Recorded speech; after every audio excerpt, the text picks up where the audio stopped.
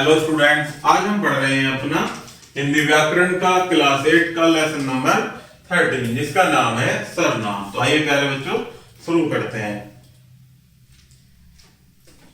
जो शब्द संज्ञा के स्थान पर प्रयुक्त होते हैं उन्हें सर्वनाम कहते हैं। किन्हें? जो शब्द संज्ञा के स्थान पर प्रयुक्त किए जाते हैं वही शब्द क्या कहलाते हैं? सर्वनाम। निम्नलिखित अनुच्छेद को पढ़ें और समझें। राधा माता पिता के साथ स्टेशन पर आई है। वह अपनी नानी की गाड़ी के आने की प्रतीक्षा कर रही है। वह पास की पुस्तक की दुकान से कुछ खरीदना चाहती है। उसने पिता को अपनी इच्छा बताई। उन्होंने उसकी रुचि जाननी चाहिए। वे साथ लेकर पुस्तक विक्रेता के पास गए। उपरोक्त अनुच्छेद में राधा, जो कि संज्ञा है, एक शब्द के स्थान पर वह है, उसने, उन्हें, वे शब्दों का प्रयोग किया गया है। इन्हीं शब्दों को क्या कहते हैं? सर्वनाम शब्द। सर्वनाम शब्द दो शब्दों के सार्थक मेल से बना है। सर्व जिसका अर्थ होता है सबका, और नाम अर्थात सबका नाम। आगे देखते हैं प्यारे बच्चों सर्वनाम के भेद, जो कि 6 भेद होते हैं। पुरुषवाचक सर्वनाम, निश्चयवाचक सर्वनाम, अनिश्चयवाचक सर्वनाम, संबंधवाचक सर्वनाम, प्रसन्नवाचक सर्वनाम और निजवाचक सर्वनाम। तो इनको 1 बाय 1 परिभाषा और उदाहरण से समझते हैं। पहला होता है पुरुषवाचक सर्वनाम। बोलने वाला अपने लिए, सुनने वालों के लिए तथा किसी अन्य व्यक्ति के लिए जिन शब्दों का प्रयोग करता है उन्हें पुरुषवाचक सर्वनाम कहते हैं। जैसे मैं, मेरा, हम, हमारा, मुझे, तुम, तुम्हारा, तुझे, वह, उसका, वे, उनका आदि। जैसे मुझे भोजन करना है, तुम कहां हो, मैं भी आती हूं। पुरुषवाचक सर्वनाम के भी प्यारे बच्चों 3 भेद होते हैं। पहला उत्तम पुरुष सर्वनाम, दूसरा मध्यम पुरुष सर्वनाम और अन्य पुरुष सर्वनाम। तो इनको समझते हैं 1 बाय 1। पहला है उत्तम पुरुष। बोलते समय अपने लिए या अपने नाम के स्थान पर जिन शब्दों का प्रयोग होता है उन्हें उत्तम पुरुष सर्वनाम कहते हैं। जैसे हम, मैं, हमको, हमारा, मुझको, मेरे लिए। नेक्स्ट है मध्यम पुरुष। वक्ता के द्वारा श्रोता के लिए या श्रोता के नाम के स्थान पर जिन सर्वनाम शब्दों का प्रयोग किया जाता है उन्हें मध्यम पुरुष सर्वनाम कहते हैं। जैसे तुम, तू, आपका, आप, आपने, तुझको, तुझे, मुझको आदि। नेक्स्ट है अन्य पुरुष। वक्ता तथा श्रोता की बातचीत के मध्य जिस अन्य तीसरे व्यक्ति या वस्तु का संदर्भ दिया जाता है उसके लिए जिन सर्वनाम शब्दों का प्रयोग किया जाता है उन्हें अन्य पुरुष सर्वनाम कहते हैं। जैसे वह, वे, उनका, उनके आदि। नेक्स्ट है प्यारे बच्चों निश्चयवाचक सर्वनाम। वे सर्वनाम शब्द जो किसी पास या दूर की वस्तु की ओर इशारा या संकेत करते हैं और उसका निश्चय पूर्वक बोध कराते हैं उन्हें निश्चयवाचक सर्वनाम कहा जाता है। समीप की वस्तुओं के लिए यह तथा दूरी पर स्थित वस्तुओं के लिए वह शब्द का प्रयोग किया जाता है। जैसे वह कहां जा रही है, यह किसका घर है। नेक्स्ट है अनिश्चयवाचक सर्वनाम। जिन सर्वनाम शब्दों से अनिश्चित वस्तु या व्यक्ति का बोध होता है उन्हें अनिश्चयवाचक सर्वनाम कहते हैं। जैसे दाल में कुछ गिरा है, दरवाजे पर कोई खड़ा है। नेक्स्ट है प्यारे बच्चों संबंधवाचक सर्वनाम। वाक्य में प्रयुक्त किए गए दूसरे संज्ञा सर्वनाम के साथ संबंध प्रकट करने के लिए जिन सर्वनाम शब्दों का प्रयोग किया जाता है उन्हें संबंधवाचक सर्वनाम कहते हैं। जैसे वह लड़का पकड़ा गया जो कल यहाँ आया था, या जो झूठ बोलता है वह कभी आगे नहीं बढ़ सकता। तो नेक्स्ट है प्यारे बच्चों प्रश्नवाचक सर्वनाम।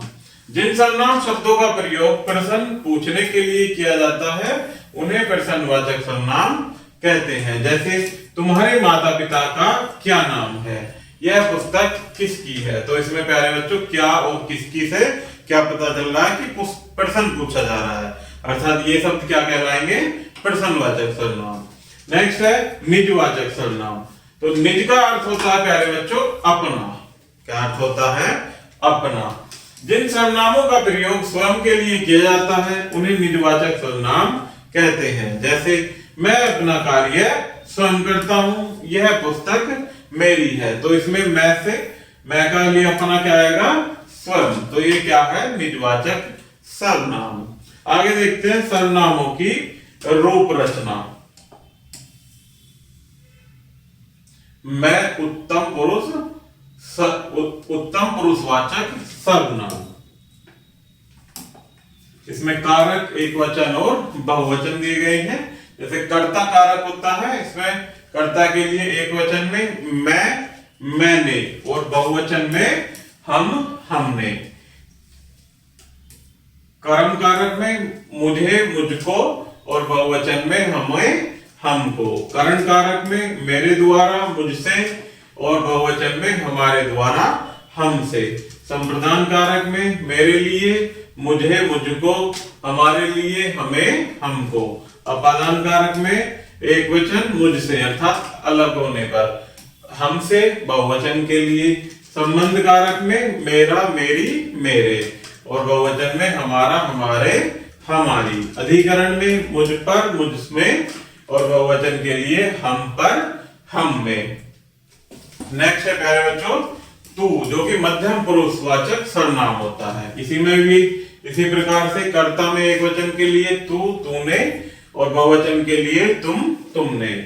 कर्म कारक में एकवचन के लिए तुझे, तुझको, तुम्हें, तुमको। करण कारक में तुझसे, तेरे द्वारा, तुम में, तुम्हारे द्वारा। संप्रदान कारक में तुझको, तेरे लिए, और बहुवचन में तुमको, तुम्हारे लिए।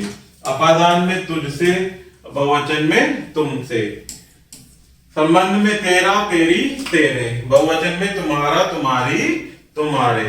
अधिकरण में तुम पर, तुझ में, और बहुवचन में तुम पर, तुम में।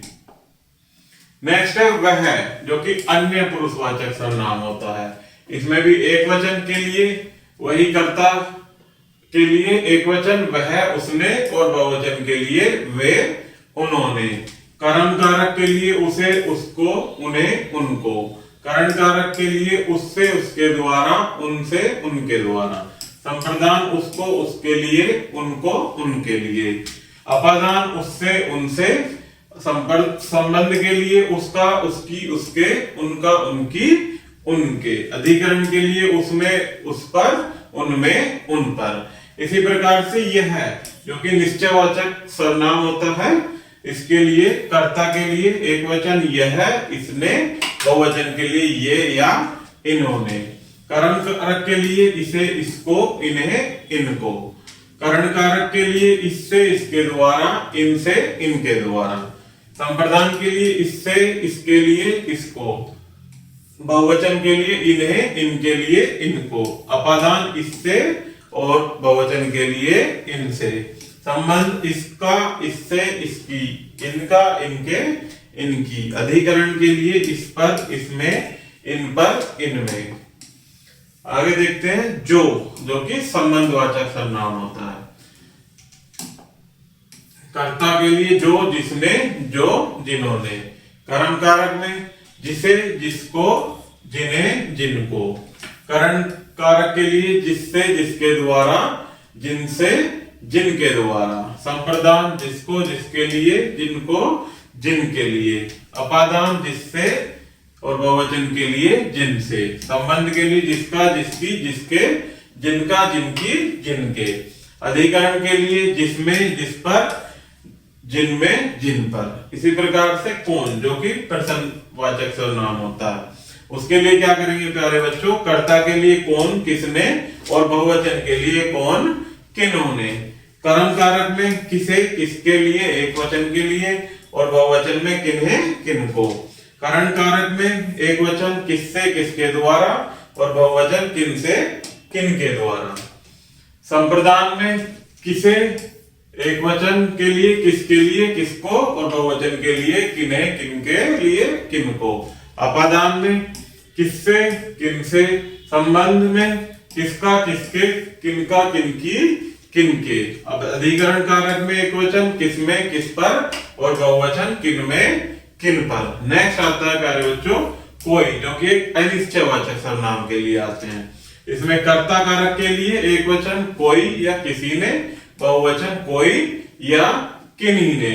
कर्म कारक में एकवचन किसी को, और बहुवचन किन्हीं को। करण कारक में एक वचन किसी से, किसी के द्वारा, बहुवचन किन्हीं से, किन्हीं के द्वारा। संप्रदान में एक वचन किसी को, किसी के लिए, बहुवचन किन्हीं को, किन्हीं के लिए।